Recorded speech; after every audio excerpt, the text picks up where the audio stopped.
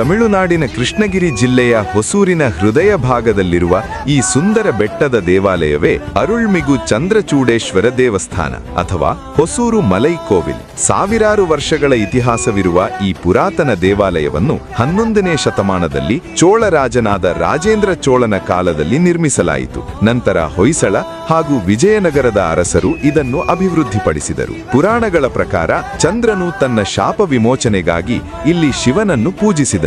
ಹಾಗಾಗಿ ಶಿವನು ಇಲ್ಲಿ ಚಂದ್ರನನ್ನು ತನ್ನ ಮುಡಿಯಲ್ಲಿ ಧರಿಸಿ ಚಂದ್ರಚೂಡೇಶ್ವರನಾಗಿ ನೆಲೆಸಿದ್ದಾನೆ. ಇಲ್ಲಿನ ತಾಯಿ ಪಾರ್ವತಿಯು ಮರಕತಾಂಬೆ ಎಂಬ ಹೆಸರಿನಲ್ಲಿ ನೆಲೆಸಿದ್ದಾಳೆ. ಈ ದೇವಾಲಯದ ಪ್ರಮುಖ ವಿಶಿಷ್ಟತೆ ಎಂದರೆ ಇದು ಬ್ರಹ್ಮ ಬೆಟ್ಟ ಮತ್ತು ವಿಷ್ಣು ನೆಲೆಸಿರುವ ದಕ್ಷಿಣ ತಿರುಪತಿ ಬೆಟ್ಟಗಳೊಂದಿಗೆ ಒಂದೇ ನೇರ ರೇಖೆಯಲ್ಲಿ ಸಮಾನಾಂತರವಾಗಿ ನೆಲೆಸಿದೆ. ಇದು ತ್ರಿಮೂರ್ತಿಗಳ ಸಮ್ಮಿಲನವನ್ನು ಸಂಕೇತಿಸುತ್ತದೆ.